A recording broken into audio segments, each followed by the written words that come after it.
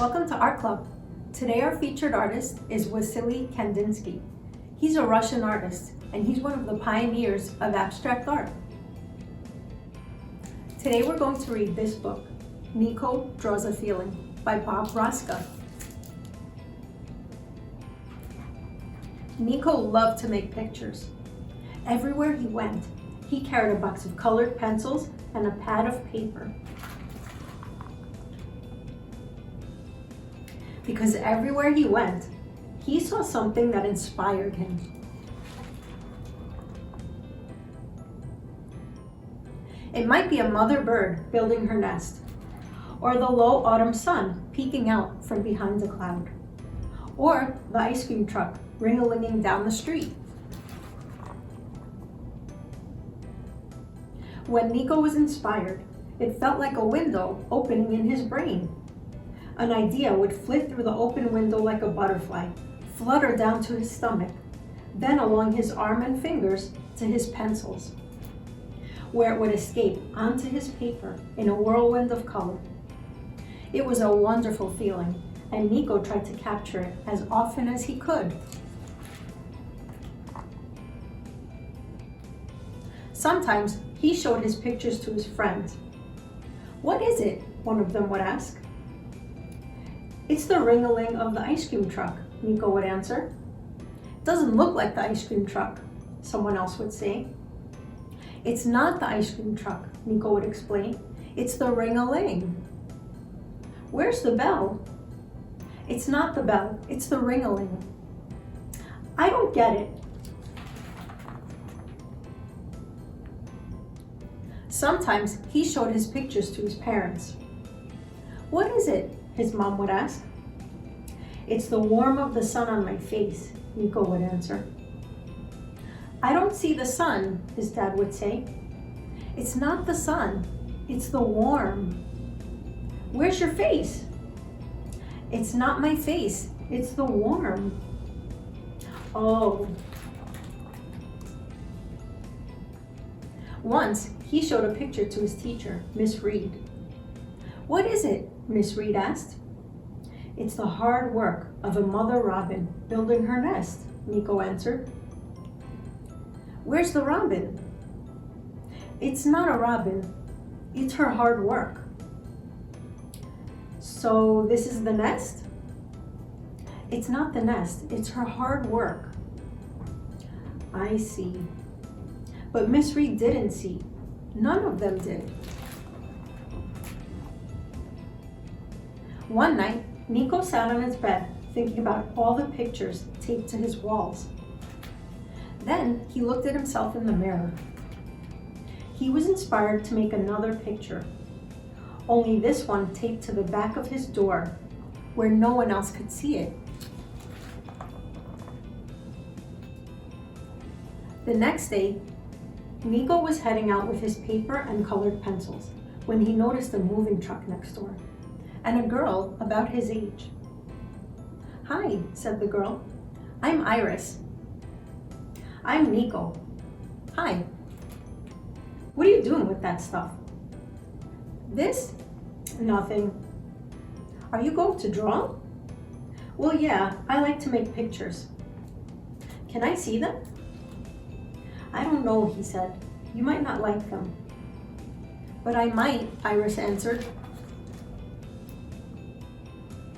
Nico decided it would be rude to say no, so he invited Iris over. When they got to his room, Nico waited for her questions, but she just looked and looked. Finally, after looking at every picture in the room, Iris discovered the one behind the door. "What?" said Nico. "You must have been sad when you made this picture." "How did you know?" Iris thought. "It looks like how I feel. You know, sad because I had to move." Suddenly, Nico felt a window opening in his brain.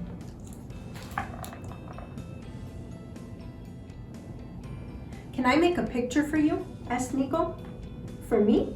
Sure," said Iris. Like a butterfly, an idea flitted through the open window, fluttered down to his stomach, then along his arm and fingers to his colored pencils, where it escaped onto his paper in a whirlwind of color.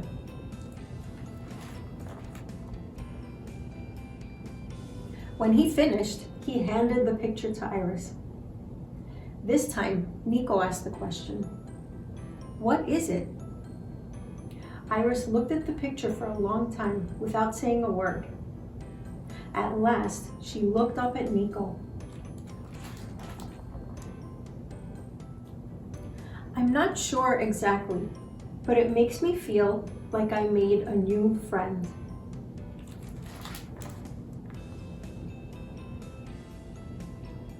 Nico stared at Iris.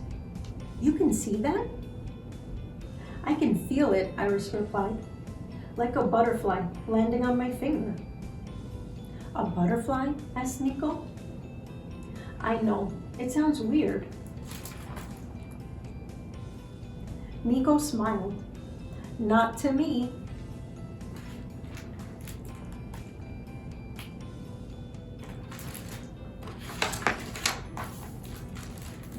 And that's Nico Draws a Feeling. Before we begin our project today, I'd like to talk a little bit about the style of art that Wassily Kandinsky was known for. It's called abstract art. We have so many books in the library about abstract art. For example, we have this great book in the library, 13 Art Movements Children Should Know. In this book, the style of art called expressionism is discussed. Abstract art is a type of expressionism. If you're wondering what abstract art is, it's basically art that does not look like an object, a person, a place, or a thing. It's basically the artist expressing their feelings through their art. Today, abstract art is everywhere. In Kandinsky's time, though, people found it shocking. They were happy with pictures of things they could see, like trees and flowers. This new art was confusing. They didn't know what it meant. Now we look at Kandinsky's art and all the abstract art that came after it with new eyes. Sometimes art is about things you can't see, and that can be the most interesting art of all. Kandinsky was very unique, but he was a groundbreaking artist. If you want to learn more about his life, we have some other great books in the library like this one, The Noisy Paint Box by Barb Rosenstock. This book discusses Kandinsky's life growing up in Russia and how he developed a love for abstract art. This is definitely a great book to pick up. There's also this book called Different Like Me by Jennifer Elder. This book is about a boy named Quinn who has autism, and he picks some of his favorite artists, athletes, and other notable people that he feels are just like him. He picks artists that are featured in this series, like Andy Warhol, and of course, Wassily Kandinsky.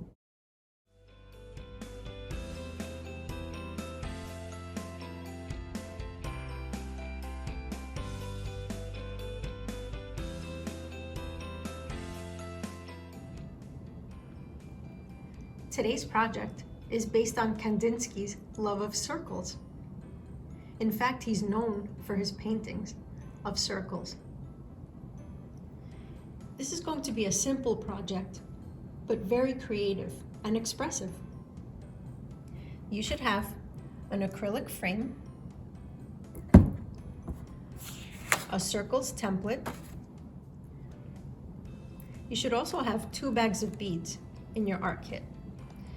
These are opaque beads, which means you can't really see through them. And these are transparent beads, which means you can sort of see through them. School glue is something that you should have at home. So that's what we're going to use today. Again, it's very simple, but this is something that we're going to do to express ourselves. So you can do your own unique version of our circles project. Your frame has a little plastic cover. That's just to protect the acrylic. So if you want, just peel that off. And you should have a nice, smooth frame. Next, I'm going to take the circles template and place it inside the frame.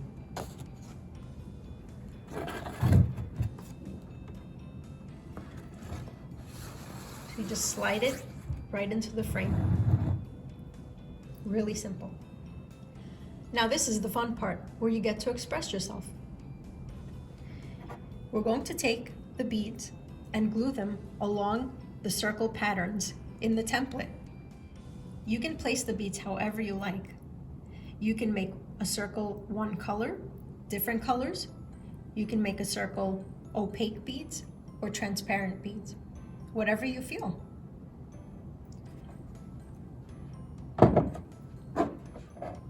You can start by placing glue on the acrylic frame wherever you'd like to stick the beads.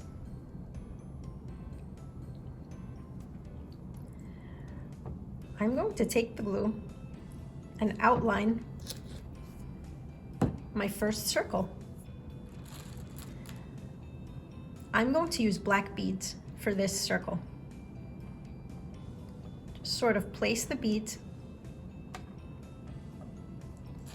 on the circle.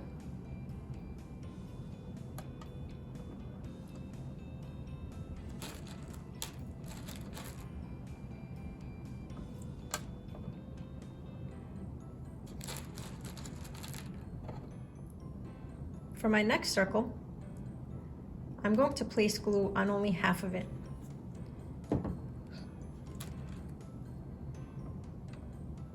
I'm using blue beads for this circle. You can use any color you like, or use any color pattern you like. You can make a rainbow, you can make every other color the same, or you can just use random beads, any colors you like.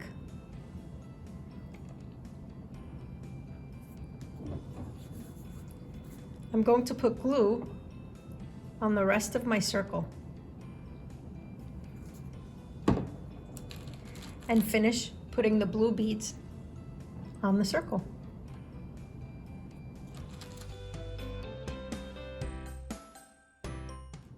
My next color is going to be pink.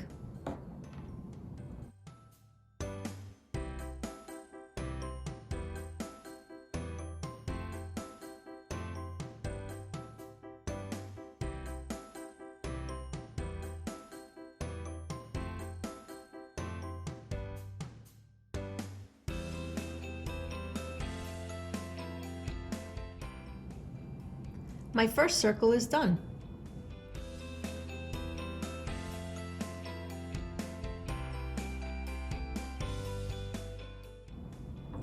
For this circle, I'm just going to place the colors randomly. Again, I'm going to put glue on the first circle and just pick random colors from my bag. Whatever I pick out, that's what I'm putting on.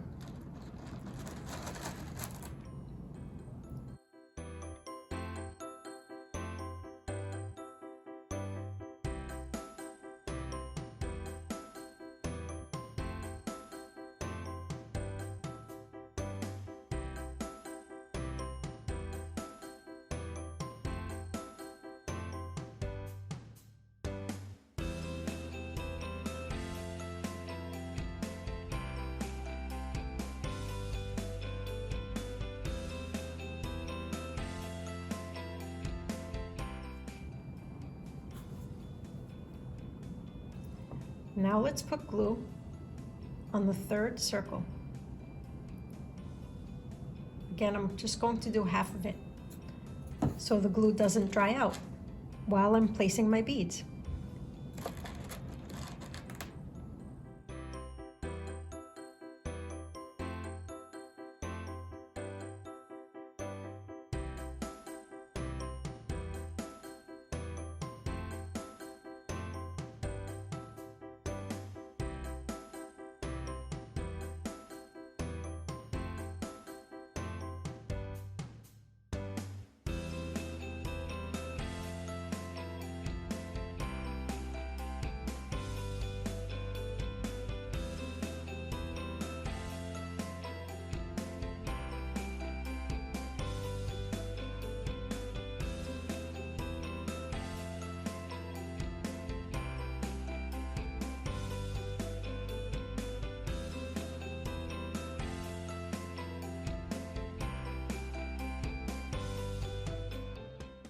For my third circle, I think I'm just going to use two colors, orange and white.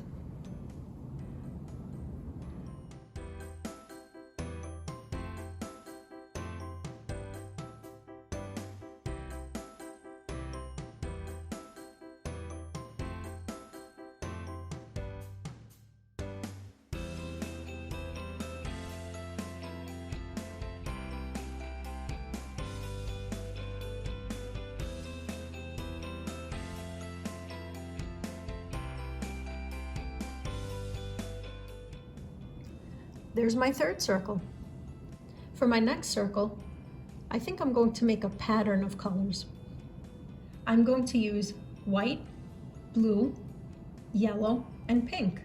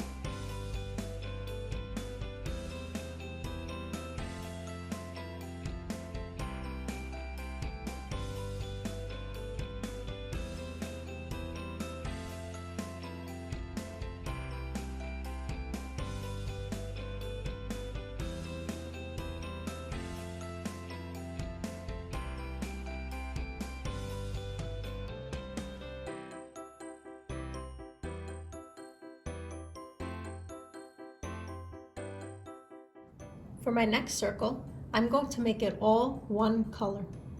It's going to be green.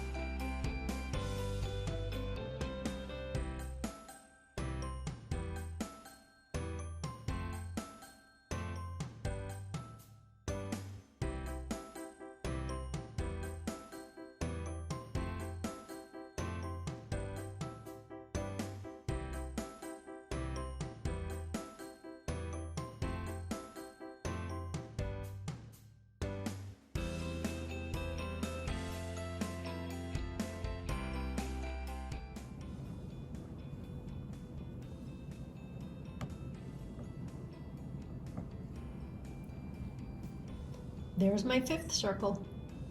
It's all green. For my last circle, I'm just going to pick random colors out of this bag with the opaque beads.